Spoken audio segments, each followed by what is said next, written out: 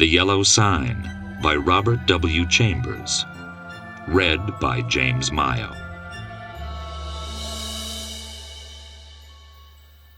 Let the red dawn surmise what we shall do, when this blue starlight dies and all is through.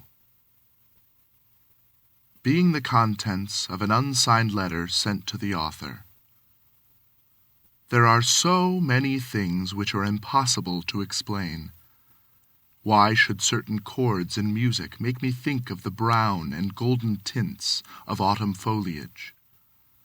Why should the Mass of Saint Cecile send my thoughts wandering among the caverns whose walls ablaze with ragged masses of virgin silver?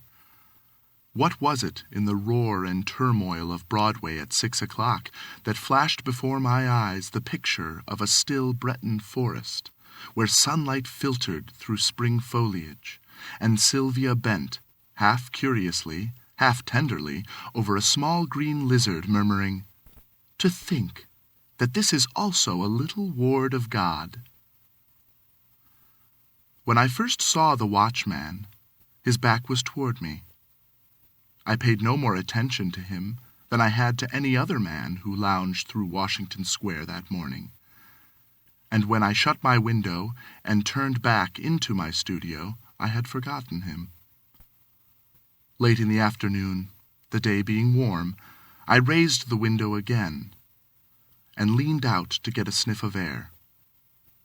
A man was standing in the courtyard of the church, and I noticed him again with as little interest as I had that morning.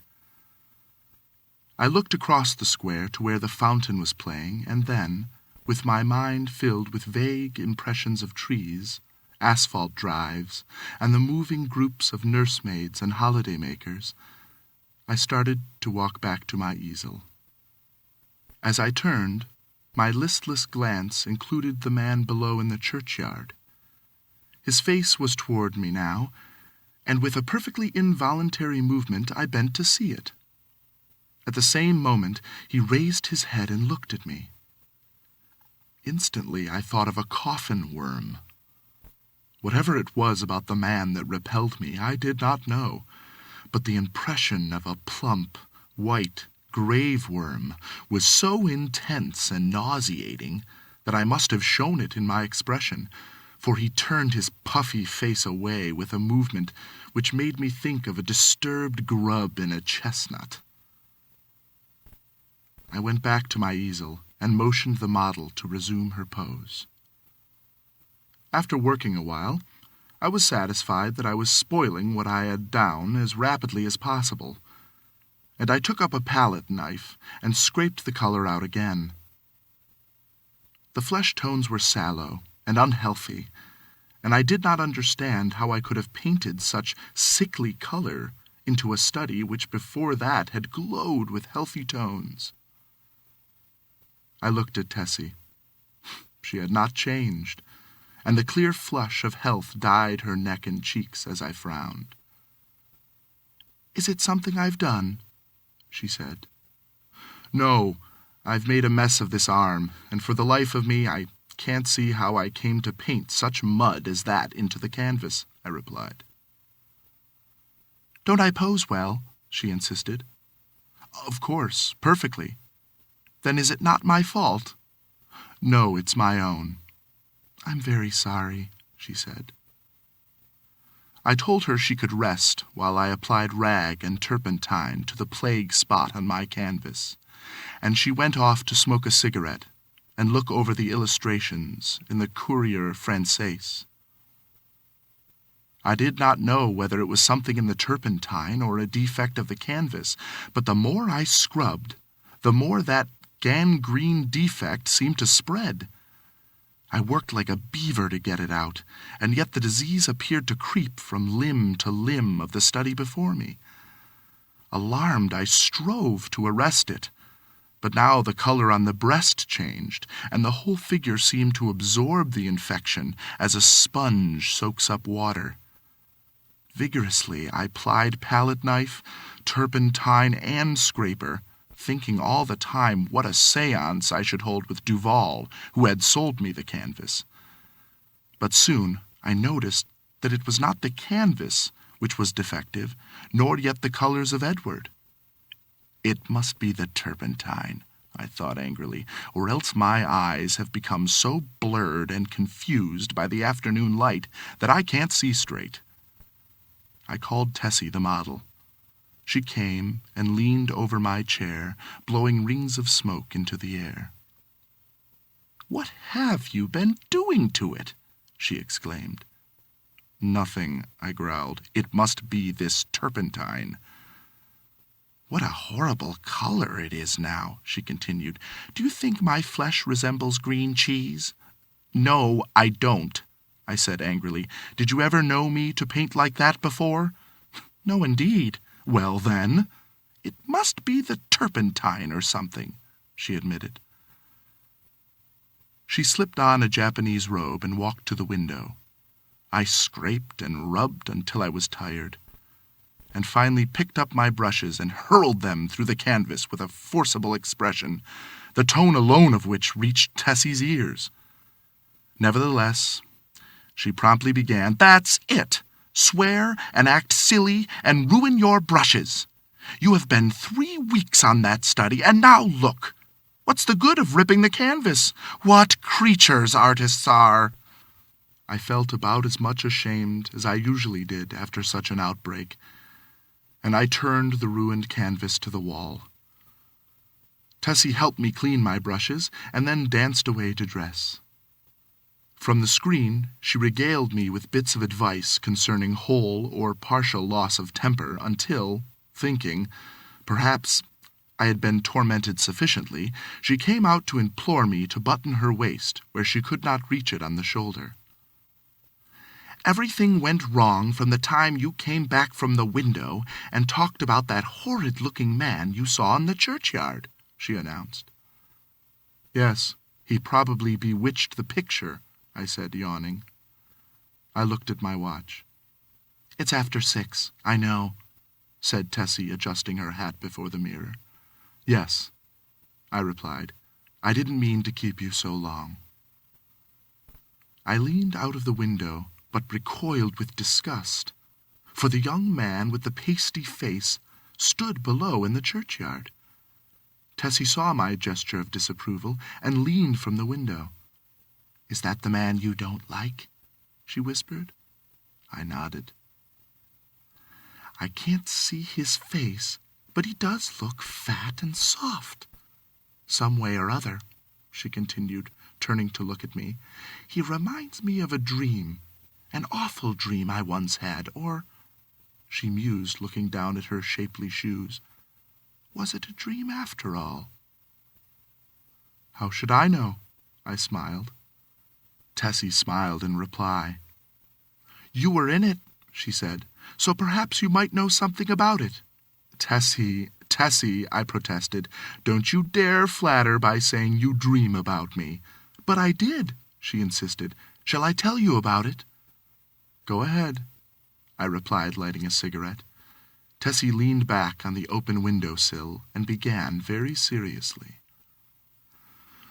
"One night, last winter, I was lying in bed, thinking about nothing at all in particular.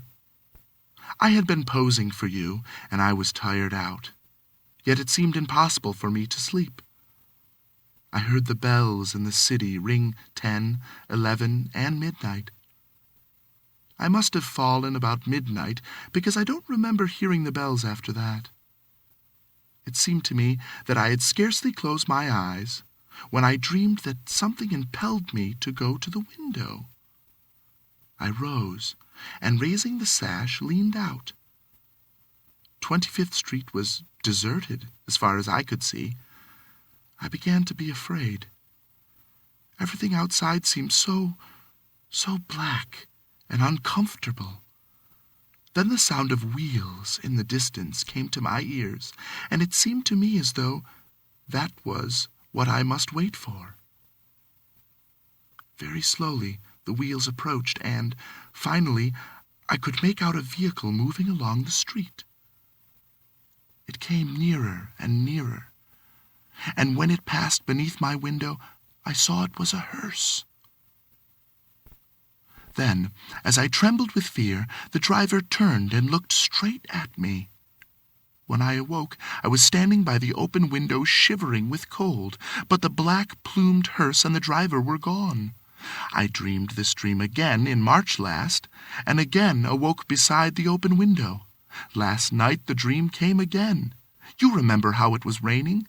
When I awoke, standing at the open window, my night dress was soaked. But where did I come into the dream? I asked. You were in the coffin. But you were not dead. In the coffin? Yes. How did you know? Could you see me? No. I only knew you were there. Had you been eating Welsh rarebits or lobster salad? I began laughing, but the girl interrupted me with a frightened cry. Hello, what's up? I said as she shrank into the embrasure by the window.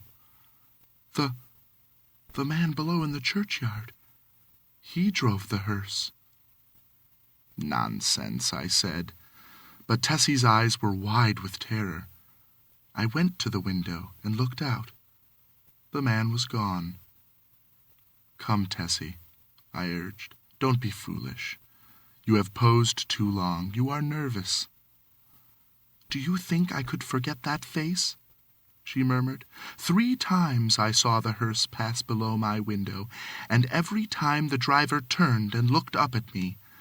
Oh, his face was so white and soft.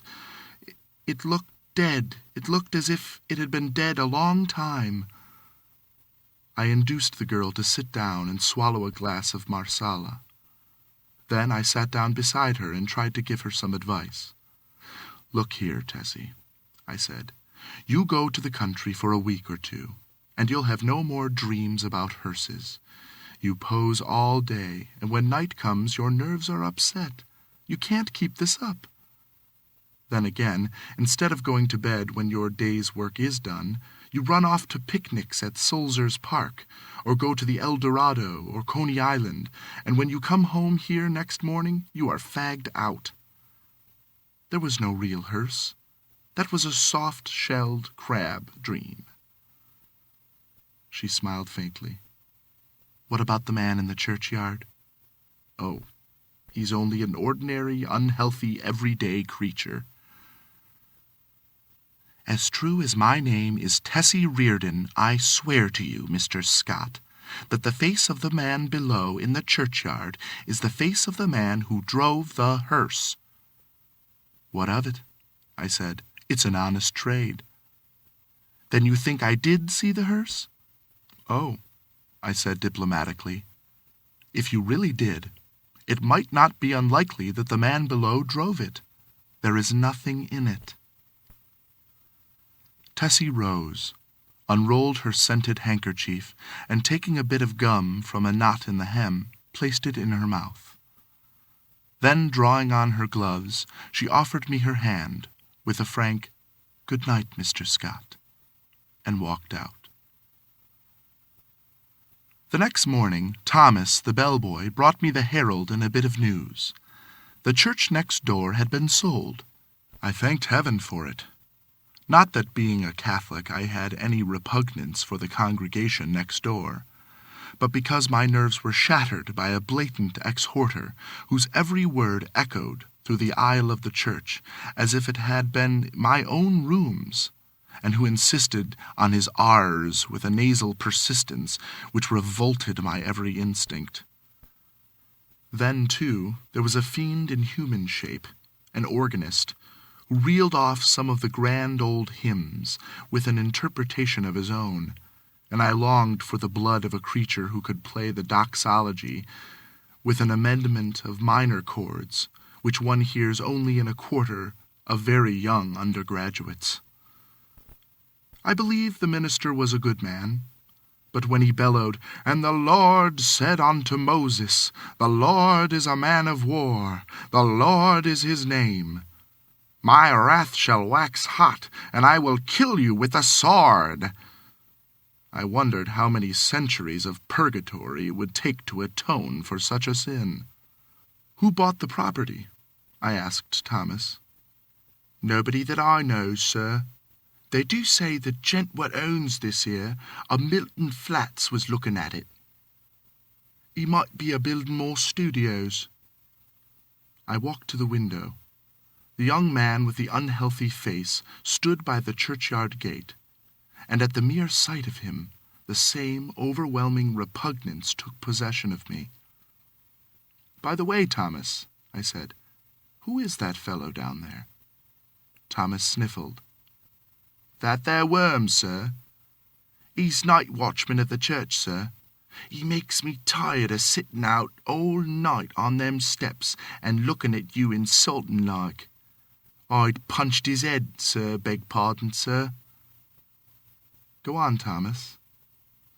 "One night, a-coming home with Harry, the other English boy, I sees him sitting there on them steps. We had Molly and Jen with us, sir, the two girls on the tray service, and he looks so insulting at us. And I up and says, 'What you looking at, you fat slug?' Beg pardon, sir, but that's how I says, sir. Then he don't say nothing, and I says, 'Come out, and I'll punch that puddin' head.' And he opens the gate and goes in, but he don't say nothing, only looks insulting like. Then I hits him one, but his head was that cold and mushy, it'd sicken you to touch him." "What did he do then?" I asked curiously. "Him? Nothing." "And you, Thomas?" The young fellow flushed with embarrassment and smiled uneasily. "Mr. Scott, sir, I ain't no coward, and I can't make it out at all why I run. I was in the 5th Lancers, sir, bugler at Tel El Kebir, and was shot by the Wells." "You don't mean to say you ran away?" "Yes, sir, I run." "Why?" "That's just what I want to know, sir. I grabbed Molly and run, and the rest was as frightened as I." "But what were you frightened at?" Thomas refused to answer for a while, but now my curiosity was aroused about the repulsive young man below, and I pressed him. 3 years' sojourn in America had not only modified Thomas's Cockney dialect, but had given him the American's fear of ridicule. "You won't believe me, Mr. Scott, sir." "Yes, I will." "You will laugh at me, sir." "Nonsense." He hesitated. "Well, sir, it's God's truth, that when I hit him, he grabbed me wrists, sir, and when I twisted his soft, mushy fist, one of his fingers come off in me hand." The utter loathing and horror of Thomas's face must have been reflected in my own, for he added, "It's awful, and now when I sees him I just go away. He makes me ill." When Thomas had gone, I went to the window. The man stood beside the church railing with both hands on the gate, but I hastily retreated to my easel again, sickened and horrified, for I saw that the middle finger of his right hand was missing. At 9 o'clock, Tessie appeared and vanished behind the screen with a merry, "Good morning, Mr. Scott." When she had reappeared and taken her pose upon the model stand, I started a new canvas, much to her delight. She remained silent as long as I was on the drawing, but as soon as the scrape of the charcoal ceased, and I took up my fixative, she began to chatter. "Oh, I had such a lovely time last night. We went to Tony Pastor's." "Who are we?" I demanded. "Oh, Maggie, you know, Mr. White's model, and Pinky McCormick. We call her Pinky because she's got that beautiful red hair you artists like so much, and Lizzie Burke." I sent a spray from the fixative over the canvas and said, "Well, go on." "We saw Kelly and Baby Barnes, the skirt dancer, and all the rest. I made a mash." "Then you have gone back on me, Tessie." She laughed and shook her head. "He's Lizzie Burke's brother, Ed. He's a perfect gentleman." I felt constrained to give her some parental advice concerning mashing, which she took with a bright smile. "Oh, I can take care of a strange mash," she said, examining her chewing gum. "But Ed is different. Lizzie is my best friend." Then she related how Ed had come back from the stocking mill in Lowell, Massachusetts, to find her and Lizzie grown up, and what an accomplished young man he was, and how he thought nothing of squandering $50 for ice cream and oysters to celebrate his entry as clerk into the woolen department at Macy's. Before she finished, I began to paint, and she resumed the pose, smiling and chattering like a sparrow. By noon, I had the study fairly well rubbed in, and Tessie came to look at it. "That's better," she said. I thought so too, and ate my lunch with a satisfied feeling that all was going well. Tessie spread her lunch on a drawing table opposite me, and we drank our claret from the same bottle and lighted out cigarettes from the same match. I was very much attached to Tessie. I had watched her shoot up into a slender but exquisitely formed woman from a frail, awkward child. She had posed for me during the last 3 years, and among all my models she was my favorite. It would have troubled me very much indeed had she become tough, or fly, as the phrase goes, but I never noticed any deterioration of her manner, and felt at heart that she was all right. She and I never discussed morals at all, and I had no intention of doing so, partly because I had none myself, and partly because I knew she would do what she liked in spite of me. Still, I did hope she would steer clear of complications, because I wished her well, and then also I had a selfish desire to retain the best model I had. I knew that mashing, as she termed it, had no significance with girls like Tessie, and that such things in America did not resemble in the least the same things in Paris. Yet, having lived with my eyes open, I also knew that somebody would take Tessie away some day, in one manner or another, and though I professed to myself that marriage was nonsense, I sincerely hoped that, in this case, there would be a priest at the end of the vista. I am a Catholic. When I listen to High Mass, when I sign myself, I feel that everything, including myself, is more cheerful, and when I confess, it does me good. A man who lives as much alone as I do must confess to somebody. Then, again, Sylvia was Catholic, and it was reason enough for me. But I was speaking of Tessie, which is very different. Tessie also was Catholic, and much more devout than I, so taking it all in all, I had little fear for my pretty model, until she should fall in love. But then, I knew that fate alone would decide her future for her, and I prayed inwardly that fate would keep her away from men like me, and throw into her path nothing but Ed Burke's and Jimmy McCormick's, bless her sweet face. Tessie sat, blowing rings of smoke up to the ceiling and tinkling the ice in her tumbler. "Do you know, kid, that I also had a dream last night?" I observed. I sometimes call her the kid. "Not about that man," she laughed. "Exactly. A dream similar to yours, only much worse." It was foolish and thoughtless of me to say this, but you know how little tact the average painter has. "I must have fallen asleep about 10 o'clock, I continued, "and after a while I dreamt that I awoke. So plainly did I hear the midnight bells, the wind in the tree branches, and the whistle of steamers from the bay, that even now I can scarcely believe I was not awake. I seemed to be lying in a box, which had a glass cover.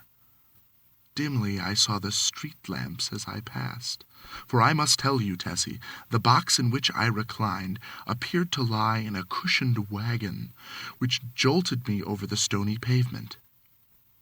After a while I became impatient and tried to move, but the box was too narrow. My hands were crossed on my breast, so I could not raise them to help myself. I listened and then tried to call. My voice was gone. I could hear the trample of the horses attached to the wagon, and even the breathing of the driver. Then another sound broke upon my ears, like the raising of a window sash. I managed to turn my head a little, and found I could look, not only through the glass cover of my box, but also through the glass panes in the sides of the covered vehicle. I saw houses, empty and silent, with neither light nor life about any of them excepting one. In that house a window was open on the first floor, and a figure, all in white, stood looking down into the street. It was you. Tessie had turned her face away from me and leaned on the table with her elbow. "I could see your face," I resumed, "and it seemed to me to be very sorrowful. Then we passed on and turned into a narrow black lane. Presently the horses stopped. I waited and waited, closing my eyes with fear and impatience, but all was silent as the grave. After what seemed to me hours, I began to feel uncomfortable. A sense that somebody was close to me made me unclose my eyes. Then I saw the white face of the hearse driver looking at me through the coffin lid." A sob from Tessie interrupted me. She was trembling like a leaf. I saw that I had made an ass of myself and attempted to repair the damage. "Why, Tess," I said, "I only told you this to show you what influence your story might have on another person's dreams. You don't suppose I really lay in a coffin, do you? What are you trembling for? Don't you see that your dream and my unreasonable dislike for that inoffensive watchman of the church simply set my brain working as soon as I fell asleep?" She laid her head between her arms and sobbed as if her heart would break. What a precious triple donkey I had made of myself. But I was about to break my record. I went over and put my arm about her. "Tessie, dear, forgive me," I said. "I had no business to frighten you with such nonsense. You are too sensible a girl, too good a Catholic to believe in dreams." Her hand tightened on mine, and her head fell upon my shoulder, but still she trembled, and I petted her and comforted her. "Come, Tess, open your eyes and smile." Her eyes opened with a slow, languid movement, and met mine, but their expression was so queer that I hastened to reassure her again. "It's all humbug, Tessie. You surely are not afraid that any harm will come to you because of that?" "No," she said, but her scarlet lips quivered. "Then what's the matter? Are you afraid?" "Yes. Not for myself." "For me, then?" I demanded gaily. "For you," she murmured in a voice almost inaudible. I care for you." At first I started to laugh, but when I understood her, a shock passed through me, and I sat like one turned to stone. This was the crowning bit of idiocy I had committed. During the moment which elapsed between her reply and my answer, I thought of 1,000 responses to that innocent confession. I could pass it by with a laugh. I could misunderstand her and reassure her as to my health. I could simply point out that it was impossible she could love me. But my reply was quicker than my thoughts, and I might think and think. Now, when it was too late, for I had kissed her on the mouth. That evening, I took my usual walk in Washington Park, pondering over the occurrences of the day. I was thoroughly committed. There was no back out now, and I stared the future straight in the face. I was not good, not even scrupulous, but I had no idea of deceiving either myself or Tessie. The one passion of my life lay buried in the sunlit forests of Brittany. Was it buried forever? Hope cried, no. For 3 years I had been listening to the voice of hope, and for 3 years I had waited for a footstep on my threshold. Had Sylvia forgotten? No, cried Hope. I said that I was not good. That is true, but still I was not exactly a comic opera villain. I had led an easy-going, reckless life, taking what invited me of pleasure, deploring and sometimes bitterly regretting consequences. In one thing alone, except my painting, was I serious, and that was something which lay hidden, if not lost, in the Breton forests. It was too late now for me to regret what had occurred during the day. Whatever it had been, pity, a sudden tenderness for sorrow, or the more brutal instinct of gratified vanity, it was all the same now, and unless I wished to bruise an innocent heart, my path lay marked before me. The fire and strength, with all my imagined experience in the world, left me no alternative but to respond or send her away. Whether because I am so cowardly about giving pain to others, or whether it was that I have little of the gloomy Puritan in me, I do not know. But I shrank from disclaiming responsibility for that thoughtless kiss, and in fact had no time to do so before the gate of her heart opened and the flood poured forth. Others who habitually do their duty and find a sullen satisfaction in making themselves and everybody else unhappy might have withstood it. I did not. I dared not. After the storm had abated, I did tell her that she might better have loved Ed Burke and worn a plain gold ring, but she would not hear of it. And I thought perhaps that as long as she had decided to love somebody she could not marry, it had better be me. I at least could treat her with an intelligent affection, and whenever she became tired of her infatuation, she could go none the worse for it. For I was decided on that point, although I knew how hard it would be. I remembered the usual termination of platonic liaisons, and thought how disgusted I had been whenever I heard of one. I knew I was undertaking a great deal for so unscrupulous a man as I was, and I dreaded the future. But never for one moment did I doubt that she was safe with me. Had it been anybody but Tessie, I could not have bothered my head about scruples. For it did not occur to me to sacrifice Tessie as I would have sacrificed a woman of the world. I looked the future squarely in the face and saw the several probable endings to the affair. She would tire of the whole thing, or become so unhappy that I should have either to marry her or go away. If I married her, we would be unhappy. I with a wife unsuited to me, and she with a husband unsuitable for any woman. For my past life could scarcely entitle me to marry.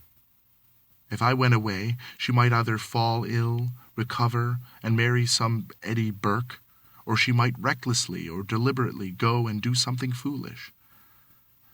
On the other hand, if she tired of me, then her whole life would be before her with beautiful vistas of Eddie Burkes and marriage rings and twins and Harlem flats and heaven knows what. As I strolled along through the trees by the Washington Arch, I decided that she should find a substantial friend in me anyway, and the future could take care of itself. Then I went into the house and put on my evening dress, for the little faintly perfumed note on my dresser said, "Have a cab at the stage door at 11." And the note was signed Edith Carmichael, Metropolitan Theater, June 19th. I took supper that night, or rather we took supper, Miss Carmichael and I, at Solari's, and the dawn was just beginning to gild the cross on the Memorial Church as I entered Washington Square after leaving Edith at the Brunswick. There was not a soul in the park as I passed among the trees, and took the walk which leads from the Garibaldi statue to the Hamilton apartment house. But as I passed the churchyard, I saw a figure sitting on the stone steps. In spite of myself, a chill crept over me at the sight of the white, puffy face, and I hastened to pass. Then he said something, which might have been addressed to me, or might merely have been a mutter to himself, but a sudden furious anger flamed up within me, that such a creature should address me. For an instant, I felt like wheeling about and smashing my stick over his head, but I walked on, and entering the Hamilton, went to my apartment. For some time I tossed about the bed, trying to get the sound of his voice out of my ears, but could not. It filled my head, that muttering sound, like thick, oily smoke from a fat rendering vat, or an odor of noisome decay. And as I lay and tossed about, the voice in my ears seemed more distinct, and I began to understand the words he had muttered. They came to me slowly, as if I had forgotten them, and at last I could make some sense out of the sounds. It was this: "Have you found the yellow sign? Have you found the yellow sign? Have you found the yellow sign?" I was furious. What did he mean by that? Then, with a curse upon him and his, I rolled over and went to sleep. But when I awoke later, I looked pale and haggard, for I had dreamed the dream of the night before, and it troubled me more than I cared to think. I dressed and went down into my studio. Tessie sat by the window, but as I came in, she rose and put both arms around my neck for an innocent kiss. She looked so sweet and dainty that I kissed her again, and then sat down before my easel. "Hello! Where's the study I began yesterday?" I asked. Tessie looked conscious, but did not answer. I began to hunt among the piles of canvases, saying, "Hurry up, Tess, and get ready. We must take advantage of the morning light." When at last I gave up the search among the other canvases and turned to look around the room for the missing study, I noticed Tessie standing by the screen with her clothes on. "What's the matter?" I asked. "Don't you feel well?" "Yes." "Then hurry." "Do you want me to pose as I have always posed?" Then I understood. Here was a new complication. I had lost, of course, the best nude model I had ever seen. I looked at Tessie. Her face was scarlet. Alas! Alas! We had eaten of the tree of knowledge, and Eden and native innocence were dreams of the past. I mean for her. I suppose she noticed the disappointment on my face, for she said, "I will pose if you wish. The study is behind the screen here where I put it." "No," I said. "We will begin something new." And I went into my wardrobe and picked out a Moorish costume, which fairly blazed with tinsel.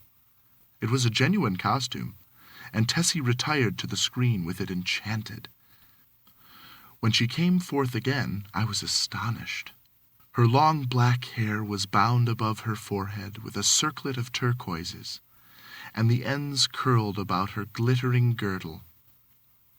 Her feet were encased in the embroidered pointed slippers, and the skirt of her costume, curiously wrought with arabesques in silver, fell to her ankles. The deep metallic blue vest embroidered with silver, and the short Mauresque jacket spangled and sewn with turquoises became her wonderfully. She came up to me and held up her face smiling. I slipped my hand into my pocket, and drawing out a gilt chain with a cross attached, dropped it over her head. "It's yours, Tessie." "Mine?" she faltered. Yours. Now go and pose.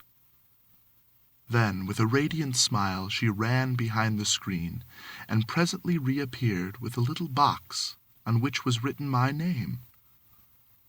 I had intended to give it to you when I went home tonight, she said, but I can't wait now.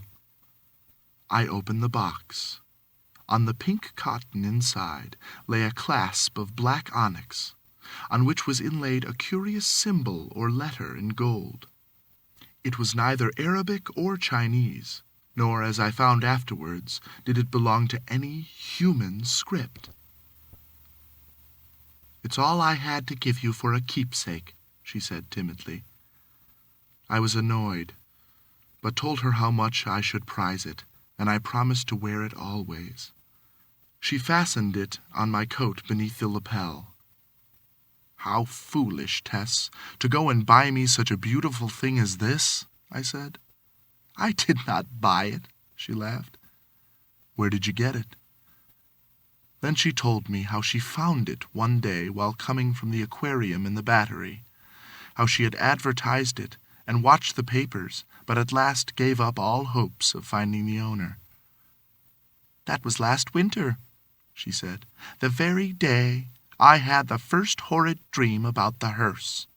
I remembered my dream of the previous night, but said nothing, and presently my charcoal was flying over a new canvas, and Tessie stood motionless on the model stand. The day following was a disastrous one for me.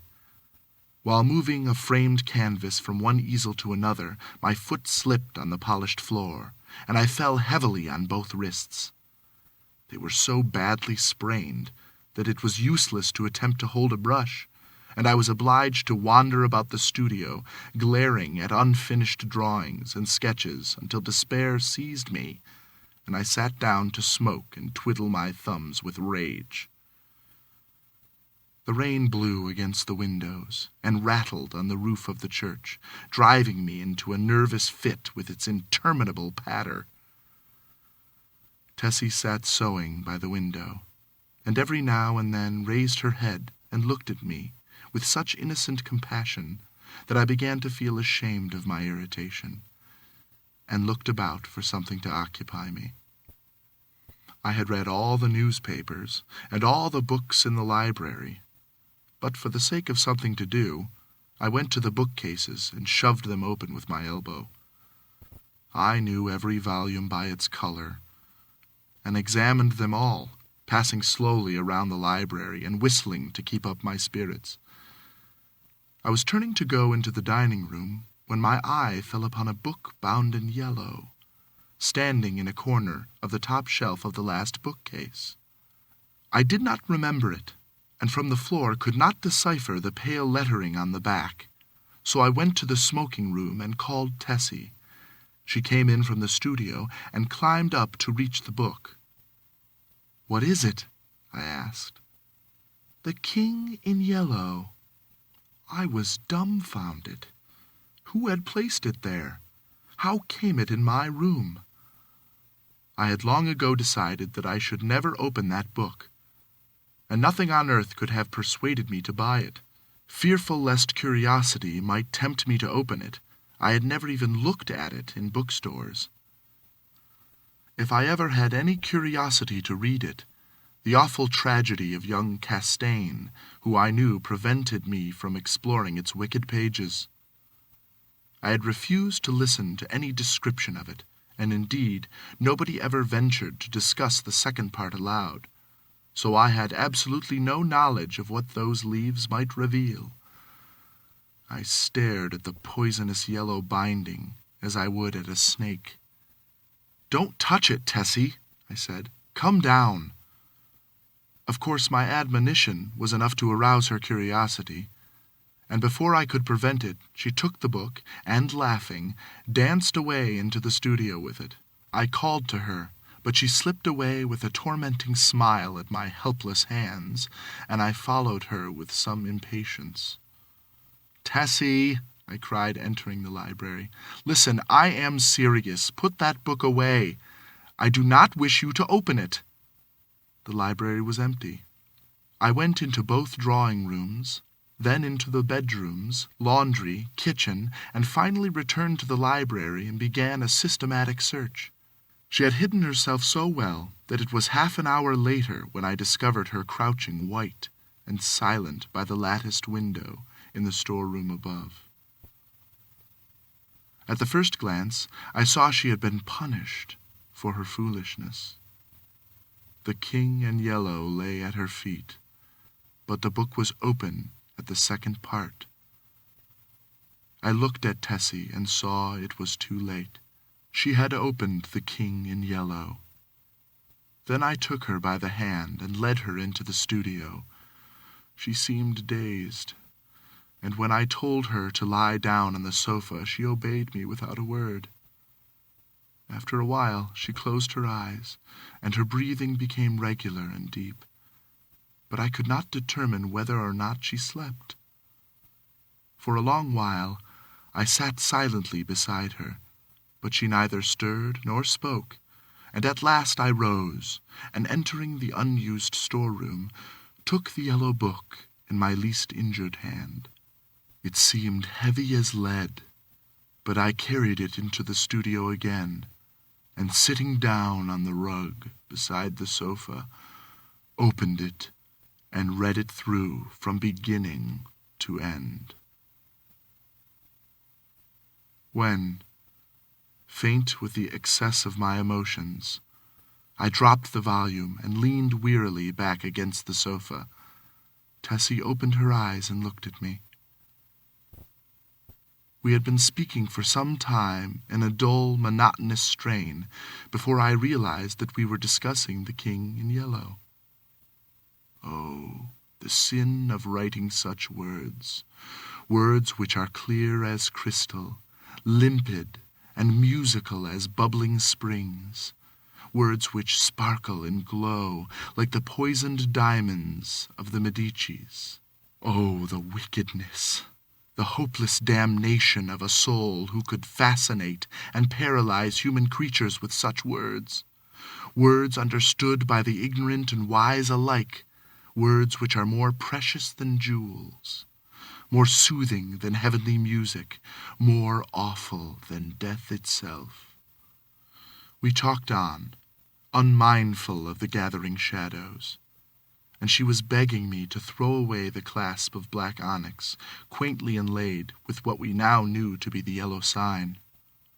I never shall know why I refused, though even at this hour, here in my bedroom as I write this confession, I should be glad to know what it was that prevented me from tearing the yellow sign from my breast and casting it into the fire.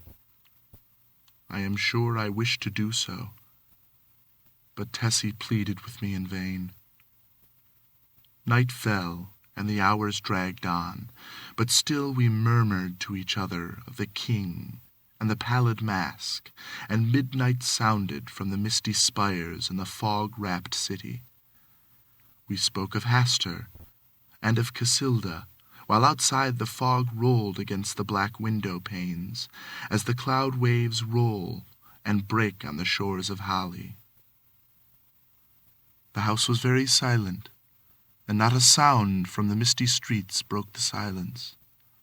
Tessie lay among the cushions, her face a gray blot in the gloom, but her hands were clasped in mine, and I knew that she knew, and read my thoughts as I read hers, for we had understood the mystery of the Hyades, and the phantom of the truth was laid. Then, as we answered each other, swiftly, silently, thought on thought, the shadows stirred in the gloom about us, and far in the distant streets we heard a sound. Nearer and nearer it came, the dull crunching of wheels, nearer and yet nearer, and now, outside before the door it ceased, and I dragged myself to the window and saw a black-plumed hearse. The gate below opened and shut, and I crept shaking to my door and bolted it, But I knew not bolts, no locks could keep that creature out who was coming for the yellow sign. And now I heard him moving very softly along the hall. Now he was at the door, and the bolts rotted at his touch. Now he entered. With eyes staring from my head, I peered into the darkness, but when he came into the room I did not see him. It was only when I felt him envelop me in his cold, soft grasp that I cried out and struggled with deadly fury. But my hands were useless, and he tore the onyx clasp from my coat and struck me full in the face. Then, as I fell, I heard Tessie's soft cry, and her spirit fled to God, and even while falling I longed to follow her, for I knew that the King in yellow had opened his tattered mantle, and there was only Christ to cry to now. I could tell more, but I cannot see what help it would be to the world. As for me, I am past human help or hope. As I lie here, writing, careless even whether or not I die before I finish, I can see the doctor gathering up his powders and phials with a vague gesture to the good priest beside me, which I understand. They will be very curious to know the tragedy, they of the outside world, who write books and print millions of newspapers, but I shall write no more. And the Father Confessor will seal my last words with the seal of sanctity when his holy office is done. They of the outside world may send their creatures into wrecked homes and death-smitten firesides, and their newspapers will batten on blood and tears, but with me their spies must halt before the confessional. They know that Tessie is dead and that I am dying. They know how the people of the house, aroused by an infernal scream, rushed into my rooms and found one living and two dead, but they do not know what I shall tell them now. They do not know that the doctor said, as he pointed to a horrible, decomposed heap on the floor, the livid corpse of the watchman from the church, "I have no theory, no explanation. That man must have been dead for months. I think I am dying. I wish the priest would..."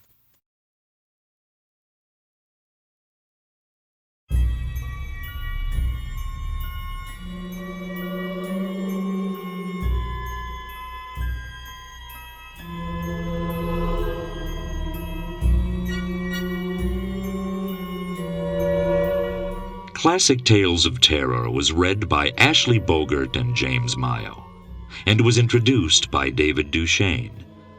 It was engineered and edited by Brick Salter and Chris Slusser, and directed by Larry Carney. Blue Diamond Audiobooks is a division of PC Treasures, Inc., a multi-murder media entertainment company.